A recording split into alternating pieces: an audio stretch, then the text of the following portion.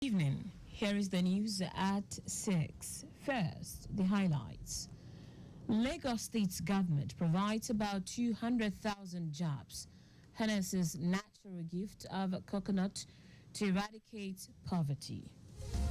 Comptroller General of Customs confident of reduction in prices with suspension of duties, taxes on imported food.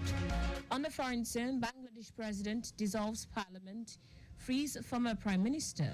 In sport, Nigeria's try of Brume, Osoro, and Ochonogo qualify for Paris 2024 Olympics long jump final. Now the details. I am Taiwo Baruwa. The Lagos State government says it is harnessing the natural gift of coconut as one of the tools to eradicate poverty and provide about 200,000 jobs to the teeming youth in the state. Secretary to the state government, Abimbola Saluhonde, made this known when she hosted the country representative of the Food and Agriculture Organization, FAO, Kofi Dominic Kalku, on behalf of Governor Babajide Sanwo-Olu at the Cabinet Office, Alausa, Ikeja. Saluhonde explained that the state government is partnering with the FAO, a subsidiary of the United Nations, to launch a coconut project in the state, expressing readiness to utilize all the value chains in coconut from the fresh to the water for food production and other usages. On his part, FAO country representatives from the United Nations to Nigeria, Kofi Dominic Kaku, explained that the coconut projects will create employment, bring income, and bring the private sector on board to develop the coconut value chain in the state. Kaku said the agency would ensure the implementation of policies to regulate the agricultural sector and as well provide basic infrastructures to ensure the success of the projects.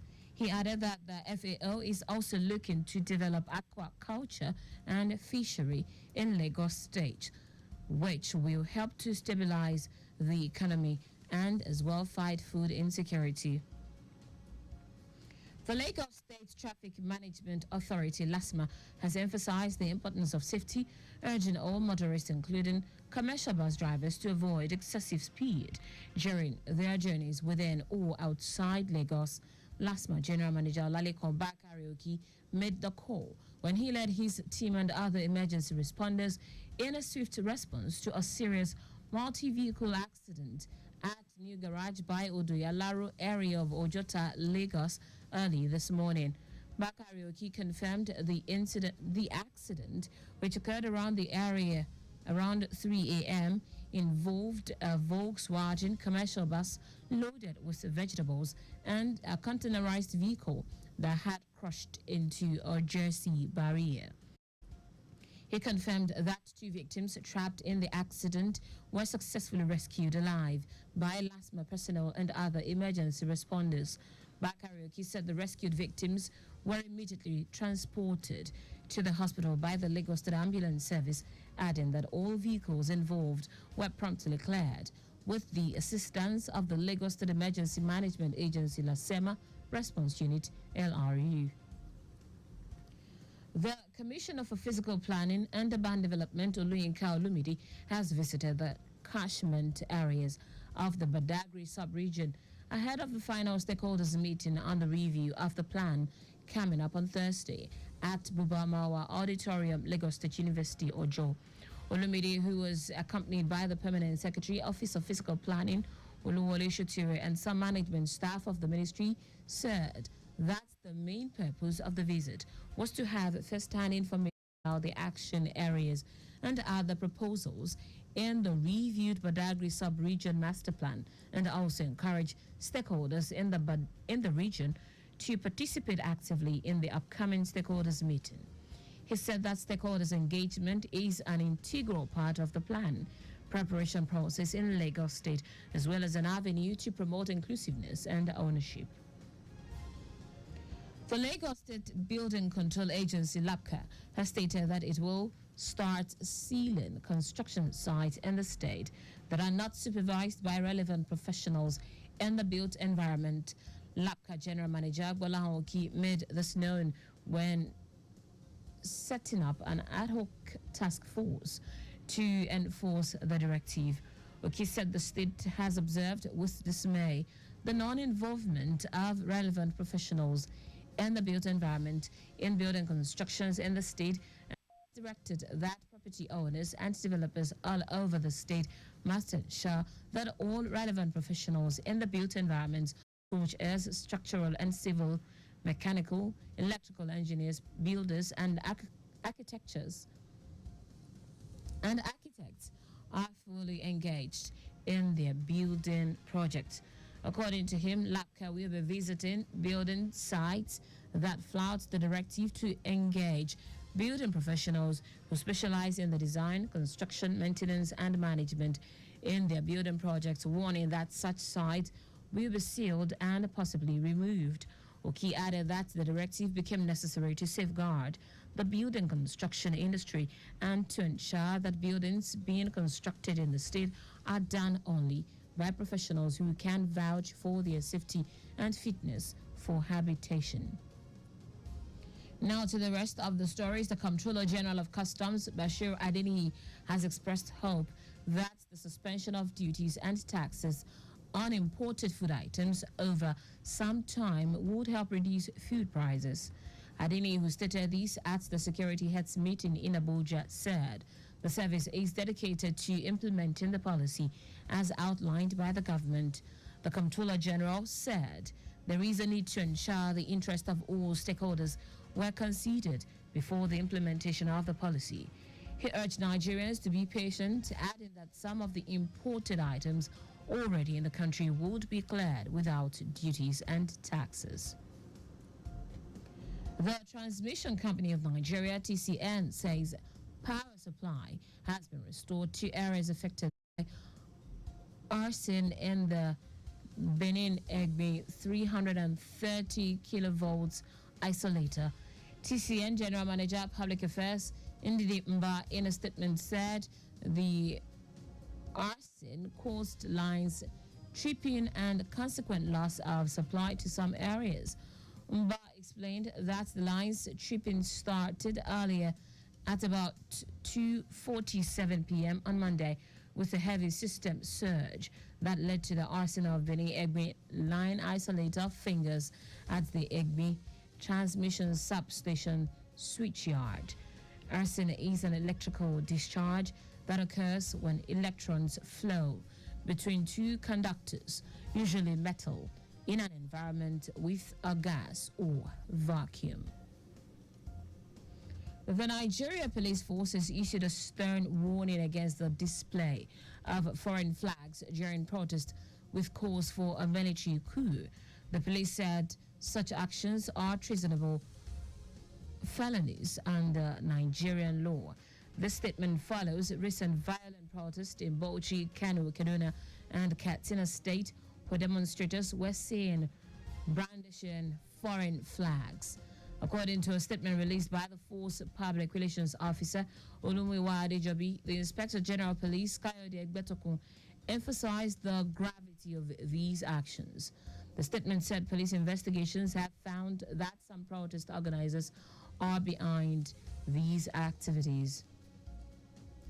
In foreign news now, Bangladesh President Mohammed Shahabuddin has dissolved parliament, clearing the way for an interim government and new elections a day after Prime Minister Sheikh Hasina resigned and fled following a violent crackdown on a student-led uprising. Shahabuddin's office also announced that the leader of the opposition Bangladesh Nationalist Party, Begum Khaleda Zia, a former prime minister who had feud with Hasina for decades, had been freed from house arrest. Student protesters had threatened more demonstrations if parliament was not dissolved.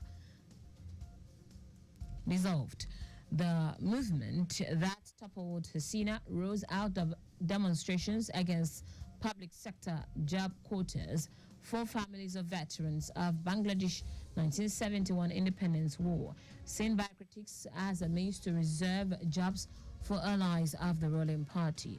About 300 people were killed and thousands injured in violence that ripped through the country since July, after demonstrators stormed and looted the Prime Minister's lavish residence on Monday. The street of the capital, Dakar, was again peaceful on Tuesday, with traffic lighter than usual and many schools and businesses that shut during the unrest still closed. The United States Vice President Kamala Harris has picked Tim Walz as her running mate, opting for Minnesota governor as the partner most likely to complement her in a historic and bruising bid for the White House. Walz had been on a short list with a string of other Democratic figures, seen as broadening Harris' appeal as she sprints into the contest against Donald Trump. Aiming to make history as the first woman president, Harris, already a trailblazer as the first female and first black and South Asian vice president, has a little time before Election Day on November 5. Expectations have always been that Harris would pick a white man to balance the ticket and the kind of Democrat who can help counter attacks from Republicans that she is too far to the left. In sport now, Brome has booked a place in the final of the women's long jump event at the 2024 Olympics Games. Brome claimed her place in the final with a jump of 6.76 meters. The 28-year-old won a bronze medal in the same event 3 years ago in Tokyo. Two other Nigerians, Patience Osoro and Pristina Ochonogo, are also through to the final. Osoro qualified with a mark of 6.68 meters, while Ochonogo claimed her spot with 6.65 meters. It is the first time 3 Nigerians will make it to the final of the women's long jump event in the history of Olympics. And that's it on the news at 6, but just before we go, slow down at road junctions, intersections, and pedestrian crossings. You can follow us and like all our various social media platforms: X at Traffic Radio 961, Facebook Lagos Traffic Radio 96.1 FM, Instagram Lagos Traffic Radio 961. Subscribe and watch our news and programs live on YouTube at Traffic Radio 961. You can also visit our website www.trafficradio961.ng. Did you know that the Sanwo-Olu administration initiated 500 hectares rice farm technology intervention project? You can get more details on the Lagos State Government website. To end the news, here are the highlights of the major stories.